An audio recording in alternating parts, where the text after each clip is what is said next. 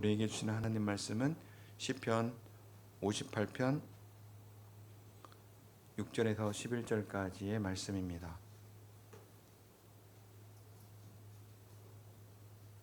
제가 한 절, 여러분들이 한 절 교독하겠습니다. 하나님이여, 그들의 입에서 이를 꺾으소서. 여호와여, 젊은 사자의 어금니를 꺾어 부수소서.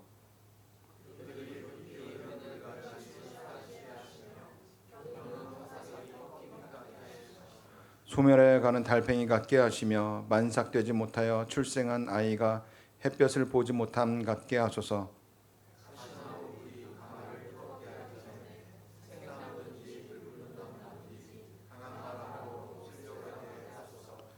의인이 악인의 보복당함을 보고 기뻐하며 그의 발을 악인의 피에 씻으리로다. 그때 사람의 말이 진실로 땅에서 심판하시는 하나님이 계시다 하리로다. 아멘. 1517년 마틴 루터가 비텐베르크 성당에 95개조 반반문을 붙이면서 종교개혁의 불꽃이 타오르기 시작했습니다. 오직 성경, 오직 믿음, 오직 은혜, 이 종교개혁의 외침은 들불처럼 유럽 전역으로 번져나갔습니다.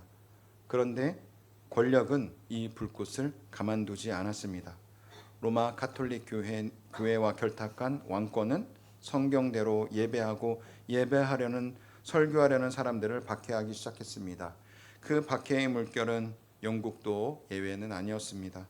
종교개혁이 시작된 지 100년이 흐른 17세기 영국의 찰스 2세 왕은 영국 국교회, 곧 성공회를 국가 공인교회로 세웠습니다. 국교회 중심으로 나라를 다시 하나로 묶으려고 했던 것입니다.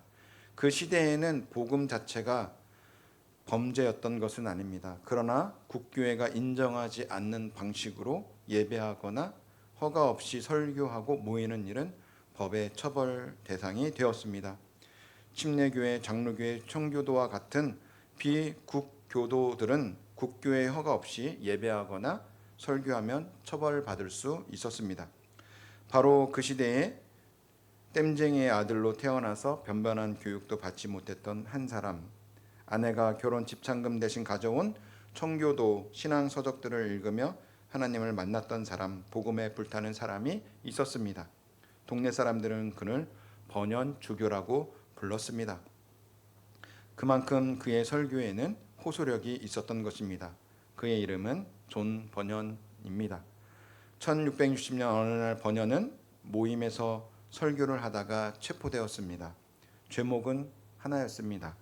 국교회의 허가 없이 설교했다는 것입니다. 법정에서 판사가 말합니다.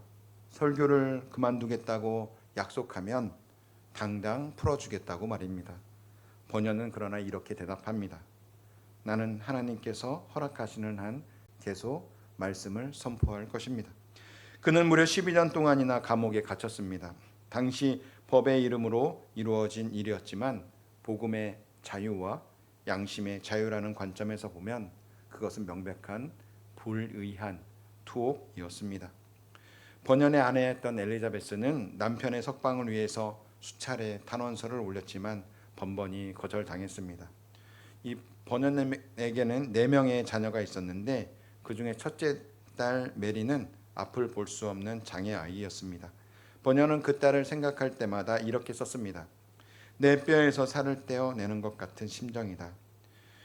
불의가 이긴 것 같았습니다. 그런데 그 감옥에서 놀라운 일이 일어납니다. 번연은 복수를 꿈꾸는 대신에 펜을 들었습니다. 불의한 권력을 자기 손으로 갚으려 하기보다는 펜을 들고 하나님께 기도했습니다.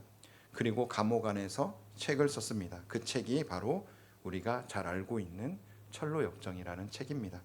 철로역정은 성경 다음으로 가장 많이 읽힌 기독교 고전 가운데 하나가 되었습니다.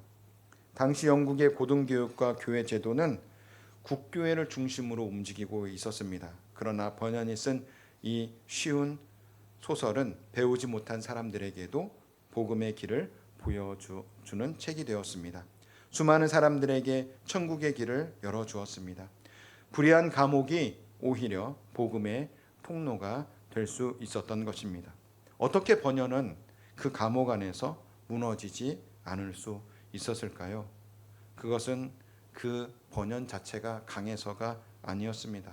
그도 이렇게 고백했습니다. 나의 도움이시고 방패이신 전능하신 하나님, 이끼가 자라서 나의 눈썹까지 자랄 때까지라 할지라도 나는 내 믿음과 원칙을 위반하기보다는 여전히 고난받을 준비가 되어 있습니다. 이렇게 번연은 고백했습니다. 심판은 자기 손에 있지 않다는 믿음, 하나님께서 반드시 바로 잡으신다는 확신, 그것이 번연을 감옥 안에서도 서 있을 수 있게 한, 버틸 수 있게 한 힘이었습니다. 오늘 우리가 읽을 시편 58편 후반부는 바로 그 믿음에 대한 이야기입니다. 지난 시간 우리는 1절에서 5절까지의 말씀을 함께 보았습니다. 이 세상에 불의한 재판관들이 있고 악한 자들이 거짓말을 밥 먹듯이 하고 독사처럼 자기 귀를 막고 하나님의 음성을 듣지 않는다는 것을 58편 1절에서 5절까지의 말씀을 통해서 보았습니다. 특히 우리는 귀머거리 독사 이야기를 들었습니다. 귀를 틀어막고 아무리 좋은 소리를 들려주어도 듣지 않으려는 그 귀머거리 독사. 그런데 우리가 지난 시간들을 돌아보면 저는 이런 생각이 들었어요. 혹시 우리는 그 귀머거리 독사처럼 살지는 않았는지, 저도 우리 안에 뿌리 깊은 아집과 독소는 우리가 언제쯤 내려놓게 될지 하나님의 음성에 귀를 기울이겠다고 결심하지만 정작 오늘도 가장 가까운 가족 그리고 가까운 이웃의 말 한마디를 우리는 귓등으로 흘려 듣지는 않았는지, 나를 진심으로 위하는 사람들의 그 선한 조언을 무시하지는 않았는지, 내 생각이 옳다는 확신 속에서 상대방의 말문을 닫아버렸는지, 어쩌면 우리가 오늘 이 말씀 앞에서 우리가 설 수 있는 이유가, 앉아 있는 이유가 거기에 있는지 모르겠습니다. 다윗이 탄식한 그 악인의 모습이 어느 순간 내 모습과 겹쳐 보이지는 않으십니까? 그 장면을 보고 다윗은 탄식했습니다. 어찌하여 권력자들이 불의를 말하느냐. 오늘 본문에서 다윗은 다시 입을 엽니다. 그런데 이번에는 탄식이 아닙니다. 기도하고 선포하고 찬양합니다. 오늘 본문은 크게 세 부분으로 나뉩니다. 첫 번째는 다윗의 기도, 6절에서 9절까지 하나님께서 악인을 심판해 주시기를 간구하는 그 기도가 나와요. 두 번째는 다윗의 시야가 열립니다. 10절에서 의인이 보복당하는 그 악인을 봅니다. 세 번째로 11절에서는 하나님은 심판하시는 분이심을 다윗은 선포합니다.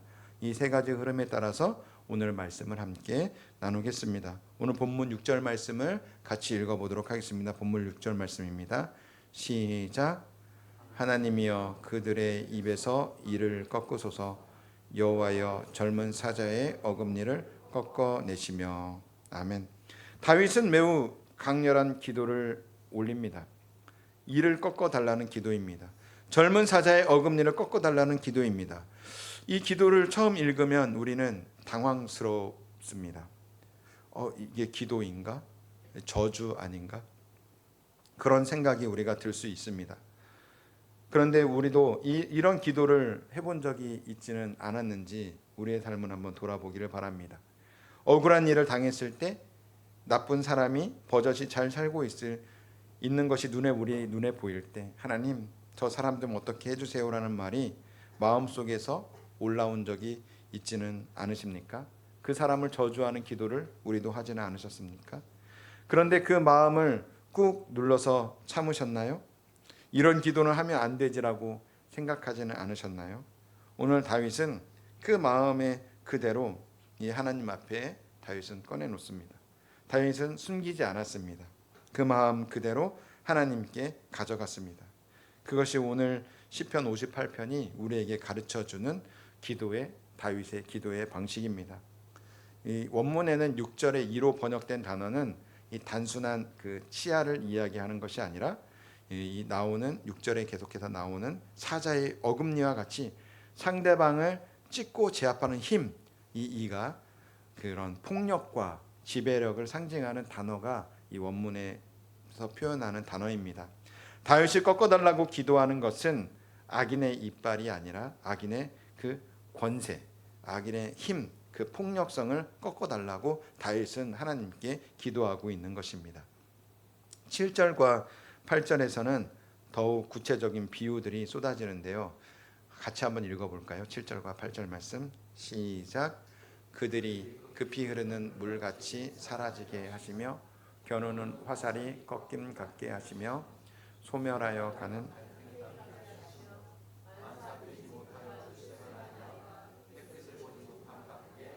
하소서. 아멘.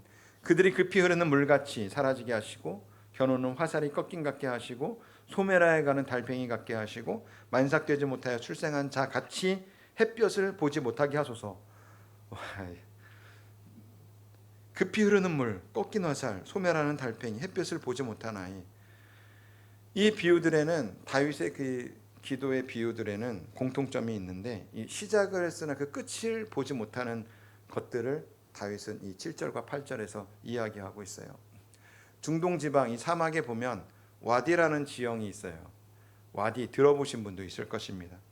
평소에는 완전히 말라 있는 그 골짜기 같은 움푹 패인 지형이에요. 완전히 말라 있어요.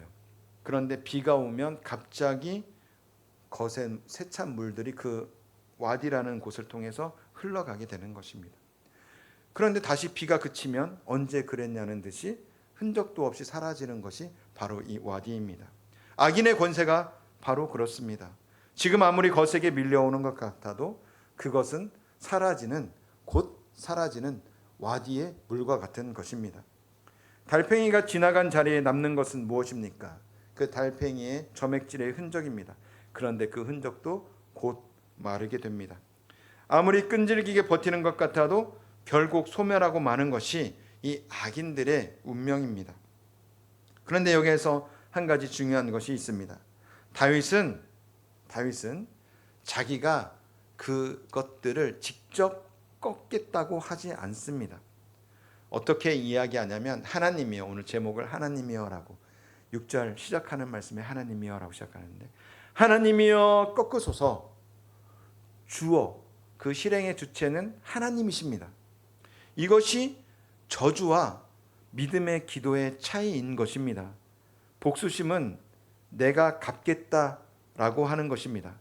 그러나 다윗의 기도는 하나님이 갚으실 것이다 라는 그 하나님을 믿는 그 믿음인 것입니다. 그런데 여기서 우리가 한 가지 더 생각해 볼 것이 있습니다. 우리는 흔히 원수라고 하면 무엇인가요? 나에게 원수, 나를 공격하는 사람, 나를 해코지 하는 사람들을 우리는 원수라고 표현해요. 나를 모함하는 그 사람, 나를 배신한 그 사람, 내 뒤에서 나를 험담하는 그 사람. 물론 본문이 직접 말하는 원수는 불의한 악인과 권력자들을 이 본문에서는 이야기하고 있습니다. 시편 58편은 이 단순히 내 마음에 들지 않는 사람을 향한 그런 사람들에 만한 말씀이 아닙니다. 본문은 불의한 권력, 이 악한 재판, 폭력적인 악인에 대한 하나님의 심판을 이야기하고 있는데, 그러나 이 말씀의 원리를 우리 삶에 적용해 보면 우리를 무너뜨리고 하나님을 신뢰하지 못하게 만드는 여러 문제들도 하나님 앞에 우리가 올려드릴 수 있다는 것입니다. 매일 아침 눈을 뜨면 마주해야 되는 여러 가지 문제들, 몇 달째 또 몇 년째 수십 년 해결되지 않는 그 어려운 그 상황, 생각만 해도 무거워지는 그 사람들과의 관계, 우리 몸의 질병, 재정의 압박과 반복되는 실패들, 때로는 내 안의 두려움과 불안과 자책감, 이것들이 어쩌면 우리에게 가장 가까이 있는 원수처럼, 어떤 사람이 원수가 아니라 이런 것들이 우리에게 원수처럼 느껴질 때가 있다는 것입니다. 매일 우리를 찾아와서 우리를 무너뜨리려 하는 것들, 크고 작은 언덕들이 우리 앞에 놓여 있는 것입니다. 다윗의 기도는 그 모든 것을 하나님께 맡기고 기도하고 있습니다. 하나님이여 꺾으소서. 저 사람만이 아니라, 그 악한 원수만이 아니라 우리의 그 어려운 상황도, 우리의 그 어려운 두려움도, 그 언덕들도 하나님 앞에 올려드리는 것이 바로 다윗의 기도인 것입니다. 예수님께서는 마태복음 5장 44절에서 이렇게 말씀하셨습니다. 마태복음 5장 44절입니다. 같이 읽겠습니다. 시작.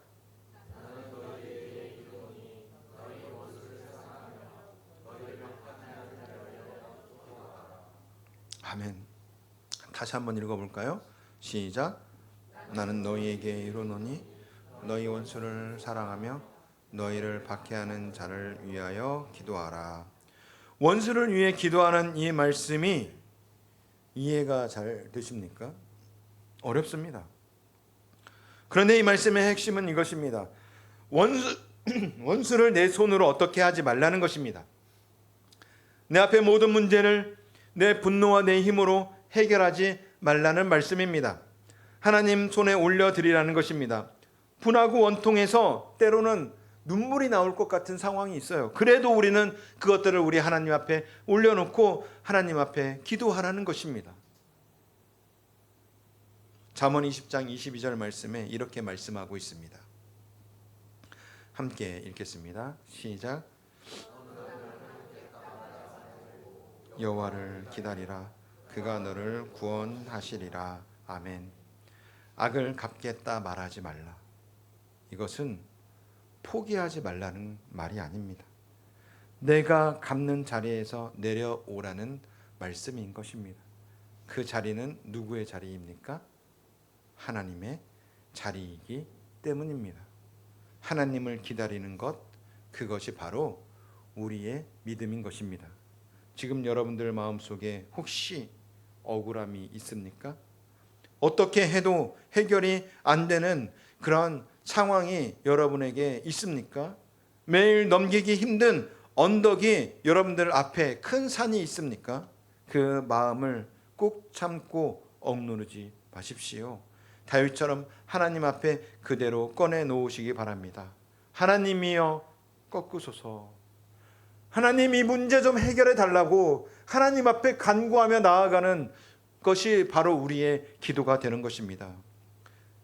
내가 갚는 것이 아니라 하나님께서 갚아주실 줄 믿는다는 것이 바로 우리의 믿음의 기도인 것입니다. 10절 말씀을 같이 읽어보도록 하겠습니다. 10절 말씀입니다. 시작. 의인이 기뻐하며 그의 발을 악인의 피에 씻으리로다. 아멘. 이 구절은 성경에서 이해하기 어려운 구절 중에 하나예요. 처음 읽으면 당황스럽습니다. 의인이 기뻐한다고? 악인의 보복당함을 보고 기뻐한다고? 그의 발을 악인의 피에 씻는다고? 이게 발을 피에 씻는다. 이게 무슨 말인가 싶습니다. 다윗이 살던 그 3000년 전에 그 고대 근동이라고 해요. 그 중동과 이스라엘과 비옥한 초승달지대 지중해를 중심으로 그곳에서 문명이 있었잖아요. 그 고대 근동에는 전쟁이 엄청나게 일어나고 있었죠. 나라와 나라 사이에 전쟁이 있었고 부족과 부족 사이에 전쟁이 끊이지 않았어요. 지금도 끊이지 않죠. 그 중동의 그 지역에서는 그 시대의 전쟁에서 이긴 군사가 고향으로 돌아올 때 백성들은 선문 밖까지 나와서 환호하며 그 군사들을 맞이했어요. 그리고 이 발을 피해 씻는다는 표현은 전장에서 완전히 승리를 경험한 사람을 묘사하는, 그 승리를 경험한 사람들을 당시에는 그 발을 피해 씻는다라고 당시에는 그렇게 문학적으로 표현을 했습니다. 그래서 실제로 발을 피해 씻는 건지는 우리는 그 당시에 살지 않았기 때문에 모르지만 그렇게 표현을 했습니다. 적이 완전히 무너졌다는 선언이에요. 적들의 피로 발을 씻었다. 더 이상 두려워할 것이 없다는 승리의 선포가 바로 이것입니다. 다윗은 그 이미지를 빌려와서 말하는 것입니다. 하나님이 악인을 심판하시는 날, 그것은 어떤 적정한 절반의 승리가 아니라 완전한 승리를 말하는 것입니다. 하나님의 공의가 완전히 이루어지는 날입니다. 그렇다면 왜 의인이 기뻐합니까? 영화를 보면 여러분들 그 악당이 끝까지 온갖 나쁜 짓을 저지르다가 마침내 정의의 힘 앞에 무릎을 꿇는 장면을 여러분들 보신 적이 있으십니까? 막 나쁜 짓 하다가 마동석과 같은 그런 정의의 형사들이 와가지고 주먹으로 해결을 하지 않아요? 그 순간 우리 마음속에서 무언가 해소되는 느낌이 있지 않으셨습니까? 통쾌하고 그런 마음이 우리에게 있었습니다. 가슴에 맺혀있던 응어리가 시원하게 내려가는 그 기분, 그런 경험이 있지 않으셨습니까? 그런데 그 기쁨은 좀 어디에서 오는 것일까요?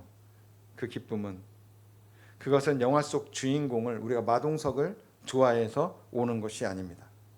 그것은 우리 사람 안에 보편적으로 공의, 정의에 대한 갈망이 우리 안에 있기 때문에 그런 통쾌함이 오는 것입니다. 하나님께서 우리 안에 이미 심어 놓으신 공의의 감각이 우리 안에 있는 것입니다. 진실이 드러나고 억울함이 풀리고 잘못된 것이 바로잡히는 것을 볼 때 오는 그 기쁨, 그것이 바로 본문 10절에서 이야기하는 그 기쁨을 이야기하는 것입니다.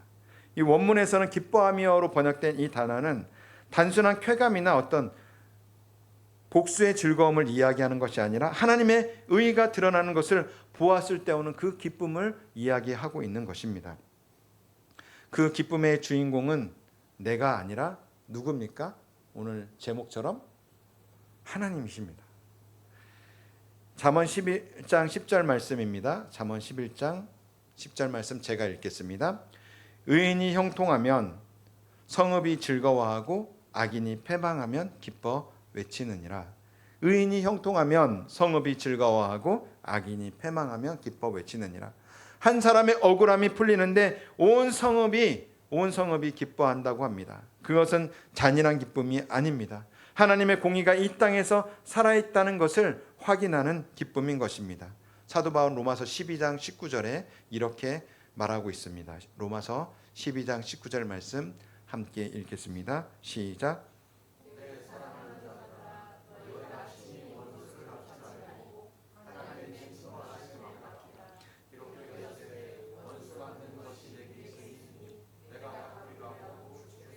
말씀하시니라. 아멘. 다윗이 기뻐하는 것은 자신이 원수를 갚아서가 아닙니다. 하나님께서 갚아주셨기 때문입니다. 그 기쁨의 주인공은 내가 아니라 하나님이신 것입니다. 지금 내가 기다리고 있는, 여러분들이 기다리고 있는 어떤 공의와 정의가 있습니까? 언제쯤 하나님께서 일하실까 싶어서 우리는 계속 기다리면서 지치고 우리가 실망하고 있습니까? 하나님이 일하시는 날은, 그 날은 반드시 옵니다. 문제는 우리가 그 심판의 날이 언제인지 알지 못하는 것입니다. 그러나 다윗도 기다렸고 많은 하나님의 사람들도 그 날을 기다렸습니다. 그리고 오늘도 우리는 기다리고 있는 것입니다. 하나님이 일하시는 그 날이 오기까지 때론 우리에게는 하나님이 응답이 없는 것 같은 시간을 보내게 됩니다.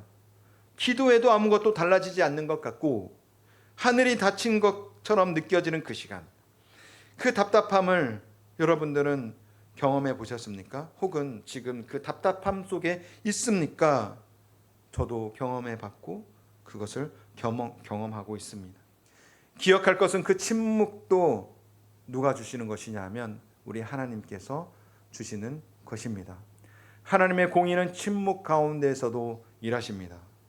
구약 성경 말라기 선지자 이후에 신약 성경까지 시간을 400년 동안, 그 기간 동안 하나님은 선지자들을 그 땅에 보내지 않으셨어요. 이스라엘 백성들에게는 하나님이 완전히 잊어버리신 것처럼 그들은 느껴졌어요. 이스라엘 백성들은 그 상황에서 이렇게 이야기합니다. 그들의 힘들고 고달픈 삶을 이야기하면서 이게 하나님의 백성을 향한 하나님의 사랑입니까? 라고 하나님께 대들어요. 하나님께 대들듯이 그렇게 이야기를 합니다. 그런데 그 400년의 침묵 끝에 세례 요한이 먼저 왔고 예수님께서 그 땅에 오셨습니다. 이 땅에 오셨어요. 침묵은 끝이 아니었습니다. 하나님이 크게 일하시기 위한 그 준비 과정이었던 것입니다. 하나님은 그 침묵 속에서 우리가 스스로 돌이키기를 기다리고 계시는 것입니다. 우리가 내 힘으로 해결하려는 손을 내려놓기를, 우리가 하나님 앞에 무릎 꿇기를, 하나님 앞에 겸손하게, 말씀 앞에 겸손하게 나아가기를, 우리 하나님은 오늘도 저를, 여러분들을 기다리고 계시는 것입니다. 그러므로 응답이 없는 것 같은 그 시간에 우리는 마음을 조급해할 필요가 없습니다. 그 자리가 오히려 하나님을 더 깊이 만날 수 있는 자리인 것입니다. 그 자리에서도 우리는 기뻐할 수 있습니다. 하나님이 침묵하셔도 하나님은 일하고 계십니다. 그 기쁨을 기대하며 오늘을 견디는 것, 그것이 하나님의 백성들의 삶인 것입니다. 마지막 오늘 본문의 11절 말씀 함께 읽겠습니다. 시작. 그때 사람의 말이 진실로 의인에게 갚음이 있고 진실로 땅에서 심판하시는 하나님이 계시다 하리로다. 아멘. 이 말씀은 시편 58편 전체 말씀 중에 결론입니다. 다윗이 이 시를 쓴 이유가 바로 여기에 있습니다. 여러분들 이런 생각을 해보신 적이 있을 거예요. 착하게 살면 뭐가 좋지? 뭐 착하게 살아서 뭐 어떻게 할 건데, 손해만 보면서도 왜 나는 정직하게 살아야 되나? 저 사람은 저렇게 나쁘게 하면서 이익을 잘 챙겨가고 있는데 하나님 믿으면 뭔가 달라지는 게 있나? 달라지는 게 있나? 이렇게 이 질문은 믿는 우리들도 믿지 않는 세상 사람들도 하게 되는 그 질문들입니다. 때로는 교회 밖에 사람이 더 잘 되는 것처럼 보이고 성실하게 사는 사람이 오히려 손해보는 것처럼 보일 때가 있어요. 이 질문들이 더 크게 들립니다. 다윗도 이 질문 앞에 서 있습니다. 그리고 그는 이렇게 선포합니다. 진실로 의인에게 갚음이 있다. 진실로 땅에서 심판하는 하나님이 계시다. 진실로라는 말이 이 11절 말씀에 2번 반복되고 있습니다. 다윗은 확신을 가지고 선포합니다. 첫 번째 진실은 의인에게 갚음이 있다. 의인의 삶은 결코 헛되지 않다라는 것이에요. 진실로 헛되지 않다라는 거예요. 우리가 정직하게 행한 것들이 절대로 헛되지 않다라는 거예요. 지금 당장 눈에는 보이지 않아도 이 세상에서 손해보는 것처럼 보여도 하나님은 의인의 삶을 기억하시고 반드시 갚아주시는 하나님이심을 믿습니다. 두 번째 진실로는 땅에서 심판하시는 하나님이 계시다라고 말씀이 연결되는 것입니다. 하늘에서만 심판하시는, 마지막 날에만 심판하시는 하나님이 아니십니다.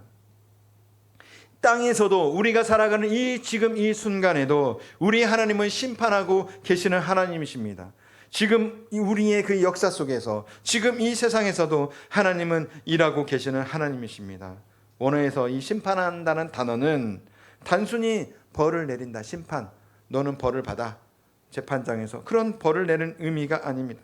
올바른 것을 바르게 세우고 억울한 것을 풀어주고 부서진 것을 바로잡는다는 의미를 내포하고 있습니다. 하나님의 심판은 회복과 정의의 심판입니다. 이것은 시편 58편만의 고백이 아닙니다.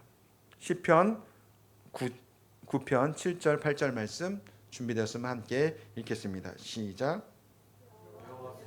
영원히 앉으시며 심판을 위하여 보좌를 준비하셨도다.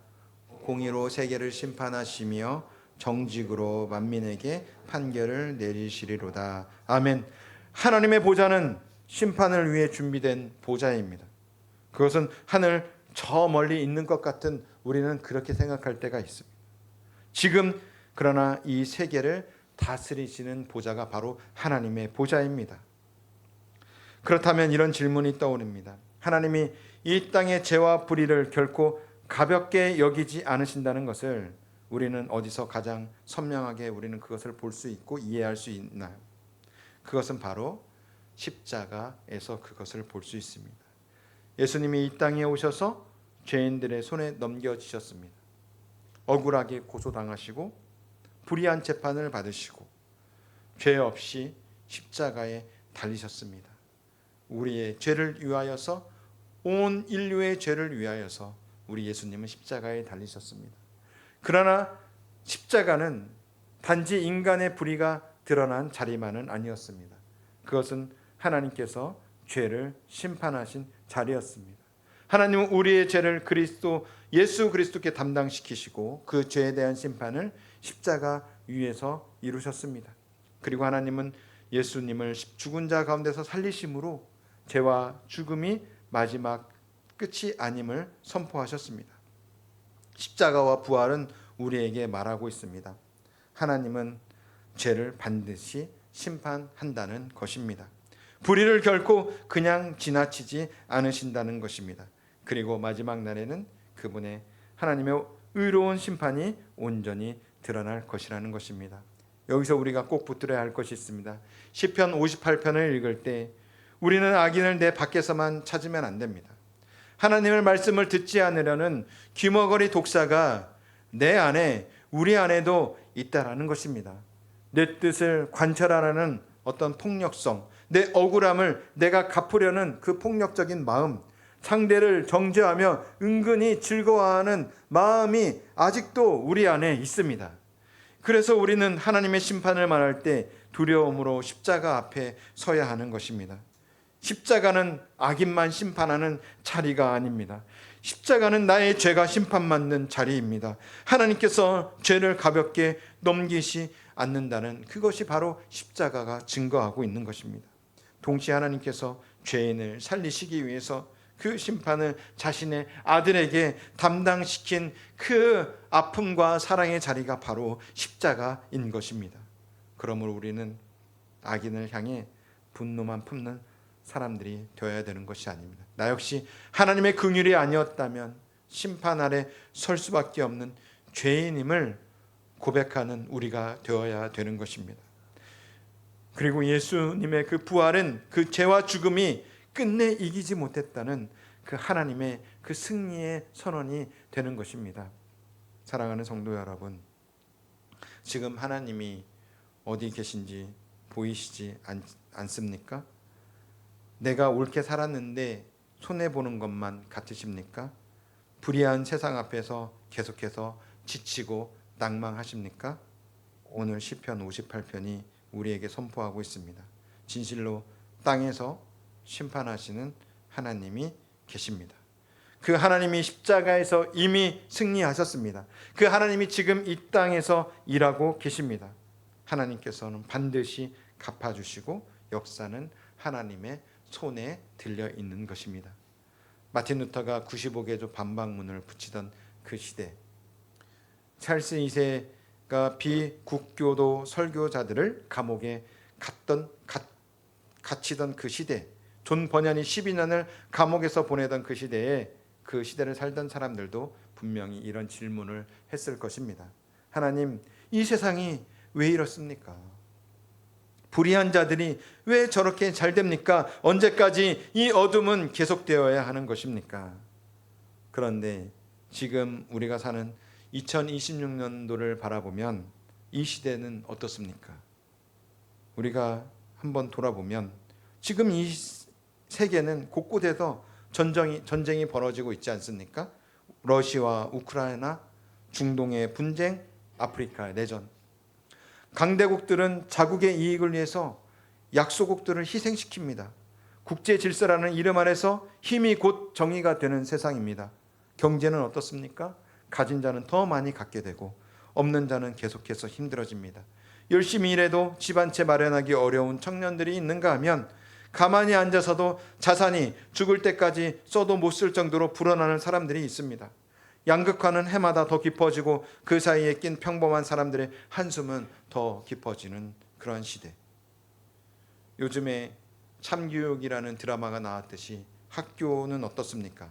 아이들을 가르쳐야 할 교사가 교실에서 무릎을 꿇는 일이 생기고 교권은 무너지고 배움의 자리가 갈등의 자리가 되고 있습니다. 아이들은 무엇이 옳고 그른지 배우기 전에 세상의 혼란을 그대로 흡수하며 자랍니다. 매일 뉴스를 켜면 믿기 어려운 사건들이 쏟아지고 있어서는 안 된 일들이 버젓이 일어나고 마땅히 책임져야 할 사람들은 교묘하게 빠져나갑니다.